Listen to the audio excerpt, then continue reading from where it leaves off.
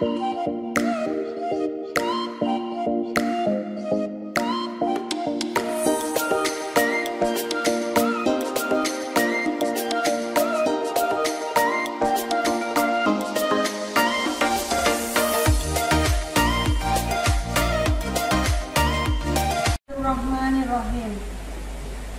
Assalamualaikum warahmatullahi wabarakatuh.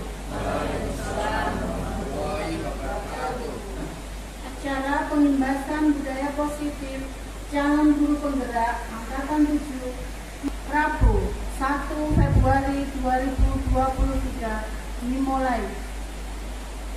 Yang kami hormati Bapak Ibu Kepala Sekolah yang kali ini diwakili oleh beliau Bapak Wakil Kepala Sekolah Bidang Kurikulum Bapak Sutopo SP. Yang kami hormati Bapak Ibu Guru peserta pengimbasan budaya positif Calon Guru Penggerak Angkatan 7. Puji syukur atas kehadirat Allah yang telah memberikan rahmat dan hidayahnya kepada kita. Selanjutnya, perkenankan saya di sini untuk membacakan rangkaian acara di siang hari ini. Yang pertama, 1. Pembukaan. Yang kedua, menyanyikan lagu Indonesia Raya. Yang ketiga, sambutan dari kepala sekolah. Yang keempat, acara inti pengimbasan budaya positif CGT Angkatan 7. Yang kelima, penutup. Bapak Ibu Guru, mari kita mulai acara yang pertama. Yang pertama, kita awali dengan bacaan basmalah bersama-sama bagi yang muslim dan yang muslim menyesuaikan. Bismillahirrahmanirrahim. Acara yang kedua yaitu menyanyikan lagu Indonesia Raya yang akan dipimpin oleh Ibu Poryani SPD. Hadirin dimohon untuk berdiri. Hiduplah Indonesia Raya. Indonesia tanah airku, tanah tumpah darah. Di sanalah aku berdiri dari padu itu. Indonesia kebangsaanku, bangsa dan tanah airku. Marilah kita bersatu, Indonesia bersatu. Hiduplah tanahku, hiduplah negeriku, bangsaku, rakyatku semuanya. Bangunlah jiwanya, bangunlah badannya untuk Indonesia Raya. Indonesia Raya, merdeka, merdeka, tanahku, negeriku yang ku cinta. Indonesia Raya, merdeka, merdeka, hiduplah Indonesia Raya.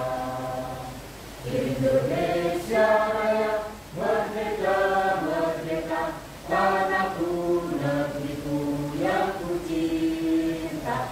Indonesia Raya, merdeka, merdeka, hiduplah Indonesia Raya.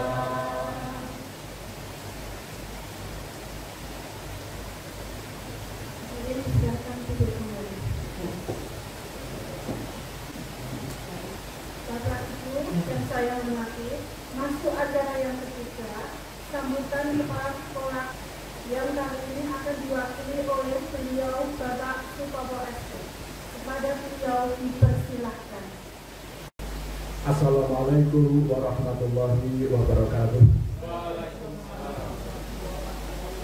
Alhamdulillahirabbil alamin, wassalatu wassalamu ala asrofil anbiya'i wal mursalin wa ala alihi wa ashabihi ajma'in, amma ba'du. Bapak Ibu Guru yang hormati, khususnya Bapak Ibu Guru Kepala calon guru penggerak angkatan ke-7. Di sini ada TK Trisula Sragen, Ibu Wurikoh Zai. Bapak Ibu hormati, kita ucapkan terima kasih kepada Bapak Ibu guru semuanya, terutama tuh guru dari TK Trisula Sragen yang telah lolos dalam sebagai calon guru penggerak angkatan ke-7. Pada hari ini tanggal 1 Februari 2023, Bapak Ibu guru yang sebagai calon guru penggerak telah mengadakan pengimbasan budaya positif.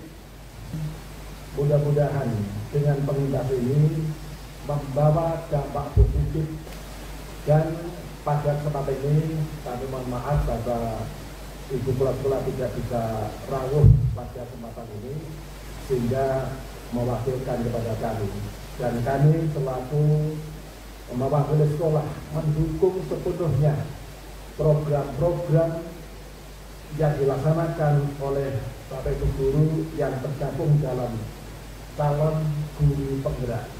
Mudah-mudahan ilmu-ilmu yang telah didapatkan selama mengikuti proses kegiatan diklat calon guru penggerak ini bisa diindahkan setelah kita kedepannya lebih bagus, lebih hebat, khususnya kepada Bapak Ibu guru ini bisa mengimbaskan khususnya pada teman-teman sesama guru, sehingga nanti diharapkan setelah kita, guru-guru kita bisa berkreasi, bisa berkreatif untuk mewujudkan sesuai kita yang lebih baik.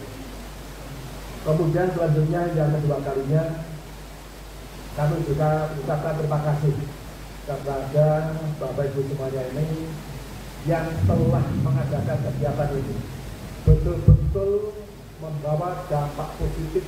Kenapa demikian? Karena banyak ilmu-ilmu baru yang diperoleh selama mengikuti proses diklat sebagai calon guru penggerak. Banyak ilmu-ilmu baru, sehingga karena proses pendidikan dan selalu bergulir, selalu berkembang, selalu berinovasi baru, sehingga ini membuka wawasan cara berpikir kepada Bapak Ibu guru yang lain. Mudah-mudahan untuk selanjutnya Bapak Ibu guru semuanya yang belum tergabung atau yang belum lolos atau belum mendaftar sebagai calon guru penggerak ini memberikan inspirasi, memberikan semangat kepada yang akan mendaftarkan yang lebih lanjut. Karena apa ini suatu hal yang sangat luar biasa sekali, banyak ilmu-ilmu baru yang kita peroleh selama proses pendidikan. Demikian Bapak Ibu hormati, sambutan dari sekolah yang intinya sekali lagi sekolah mendukung sepenuhnya kegiatan pembebasan budaya positif sebagai calon guru penggerak angkatan ke-7. Tentunya untuk pembebasan selanjutnya sekolah juga mendukung sepenuhnya. Demikian sambutan dari sekolah. Mohon maaf karena kekurangannya. Assalamualaikum warahmatullahi wabarakatuh.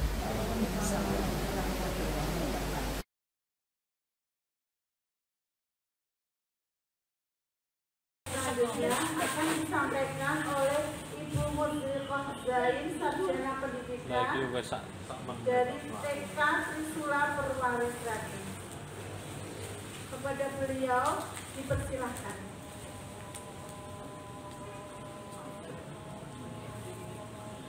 Salam dan bahagia Bapak Ibu guru hebat. Assalamualaikum warahmatullahi wabarakatuh.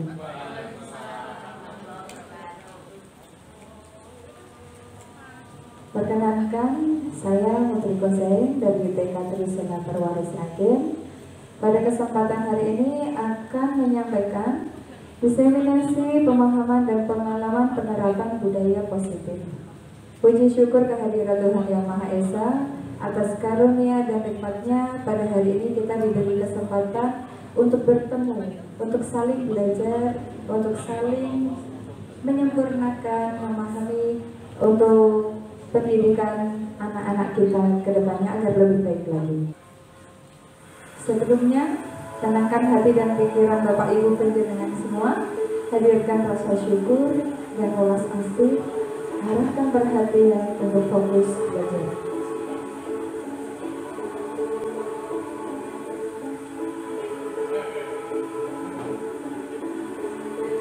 Tinggalkan kepenatan yang ada di rumah. Kita fokus dulu untuk belajar pada sore hari ini.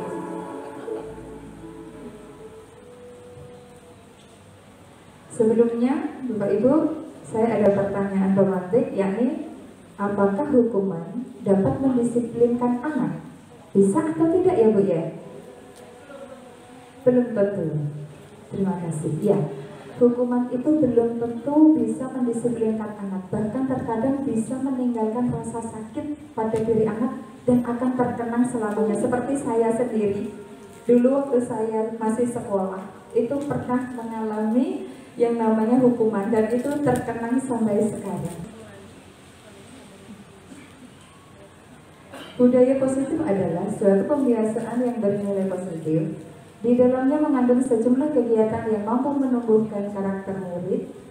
Pentingnya membangun budaya positif di sekolah, yakni sesuai dengan filosofi pendidikan Ki Hajar Dewantara, yaitu pendidikan yang berpihak pada murid.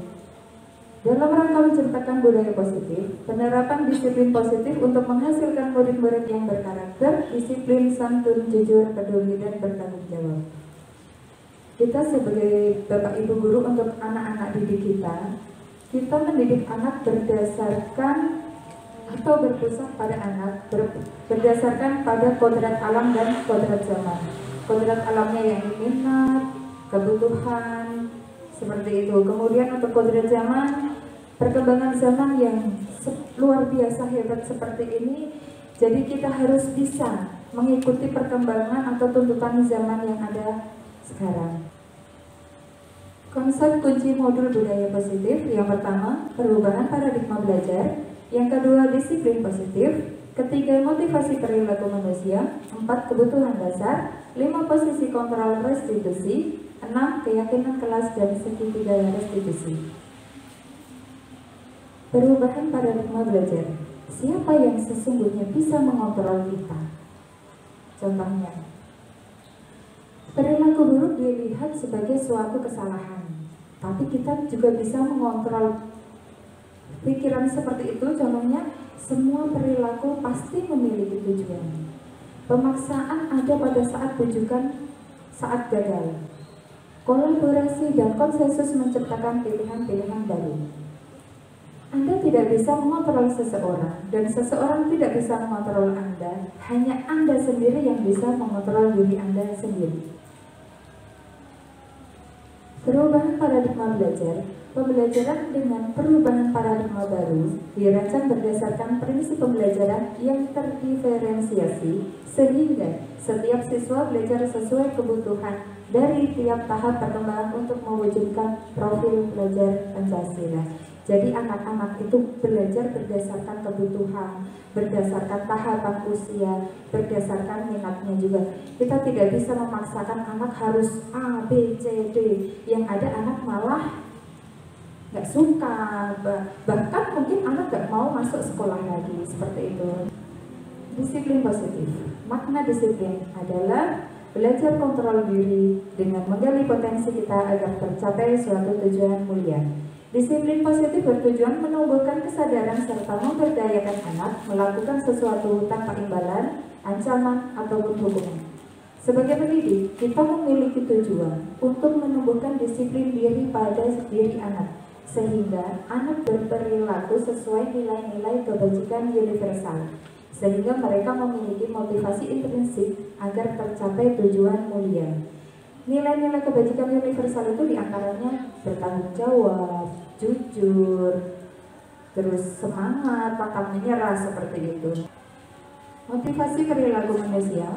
Motivasi adalah dorongan yang timbul pada diri seseorang secara sadar atau tidak sadar dengan tujuan tertentu. Semua perilaku pasti memiliki tujuan. Di antaranya untuk menghindari ketidaknyamanan. Contohnya, saya sebenarnya hari ini repot, tapi saya mau diajak Bu Isti untuk jalan-jalan. Kalau saya nolak, saya nggak enak. Sedangkan saya sendiri hari ini acaranya sudah full. Nah, apakah kita melakukan sesuatu itu karena rasa ketidaknyamanan atau memang dari diri sendiri. Yang selanjutnya untuk mendapatkan imbalan. Contohnya, saya harus mendapat nilai bagus, saya harus mendapatkan nilai A agar saya nanti dibelikan mobil atau dibelikan motor oleh bapak saya. Seperti itu berarti anak tersebut belajar berdasarkan mengharap suatu imbalan. Betul. Yang selanjutnya untuk menghargai diri sendiri. Contohnya, saat kita berkendara, saat kita di jalan, otomatis kalau kita menggunakan sepeda motor, kita menggunakan helm. Apakah kita menggunakan helm itu hanya untuk biar nggak ditilang Pak Polisi? Atau memang itu kesadaran dari diri, kalau saya nggak pakai helm, jadinya nanti gimana? Ya, kalau selamat alhamdulillah, tapi kalau misalkan jatuh atau apa, kita kan tidak tahu ya Bapak Ibu. Misalkan kita jatuh, nah nanti kepala saya gimana, nanti tubuh saya bagaimana, badan saya gimana, seperti itu. Jadi itu ada dorongan dari dalam diri sendiri untuk menjaga kesehatan ataupun keselamatan diri. Kebutuhan dasar manusia terdiri dari 5, yakni bertahan hidup, penguasaan, kasih sayang dan diterima, kesenangan dan kebebasan. Untuk kebutuhan dasar manusia, kita berusaha memahami pandangan orang lain tentang dunia karena setiap orang memiliki gambaran yang berbeda. Hal itu dikarenakan manusia memiliki kebutuhan yang berbeda-beda. Contohnya, kebutuhan saya cukup dengan penghasilan segini. Nah, misalkan kemudian Bu Isti kebutuhannya apa? Saya kebutuhannya apa, Bu Tuti? Kebutuhannya apa? Setiap orang itu memiliki kebutuhan yang berbeda-beda.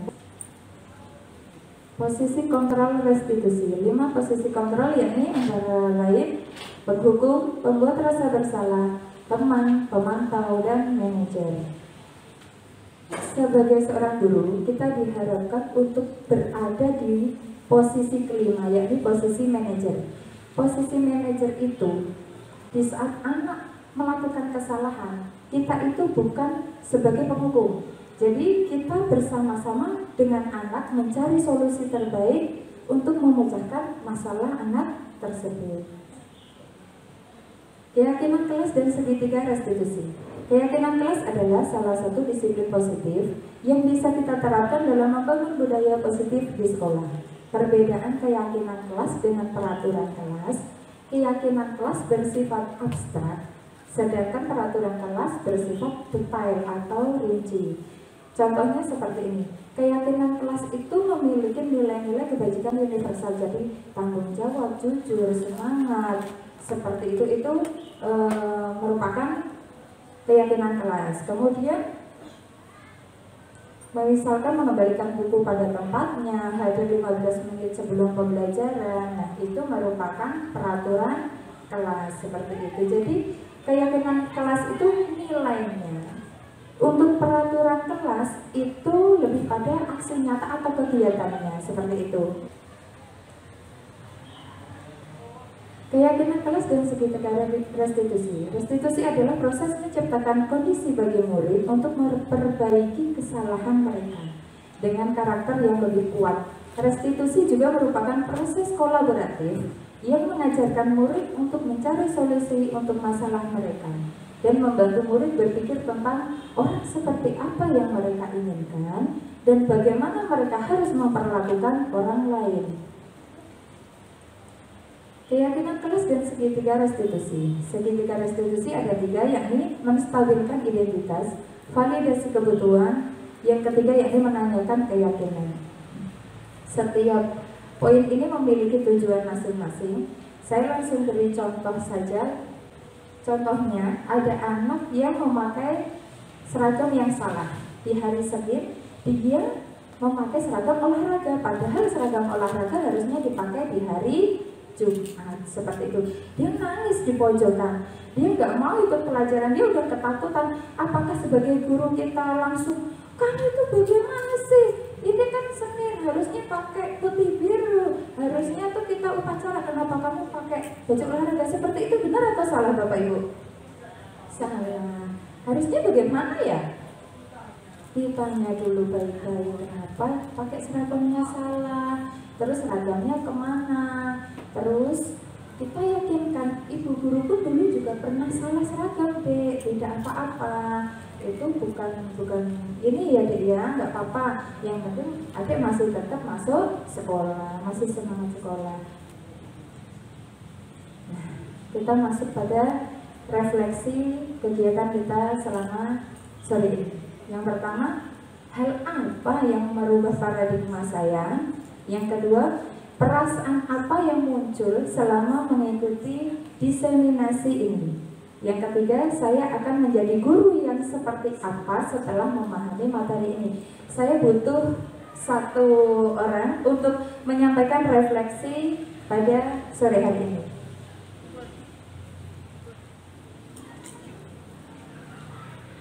Coba untuk merefleksikan ya, Mumut.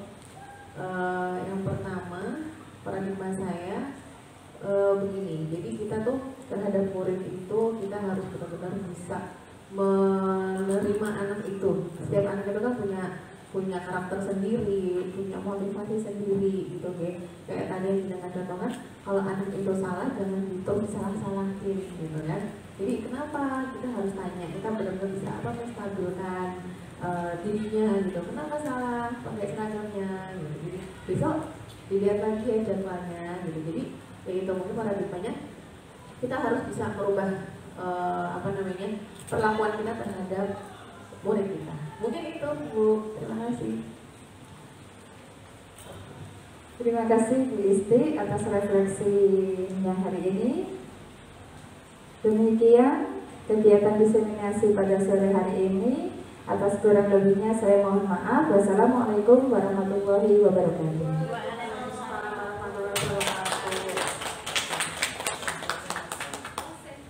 Bapak Ibu guru yang saya hormati, demikian tadi pembahasan aksi nyata modul 1.4 budaya positif TK Trisula Berwaris Raden. Terima kasih.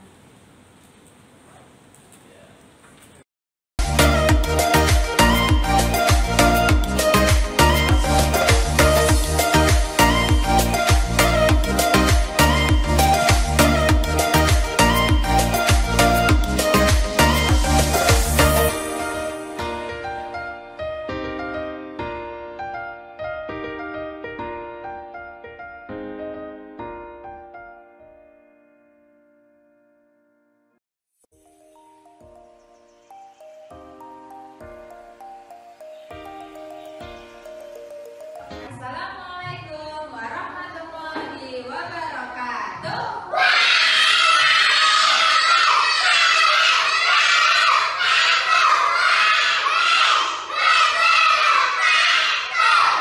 Selamat pagi anak-anak. Apa suaranya?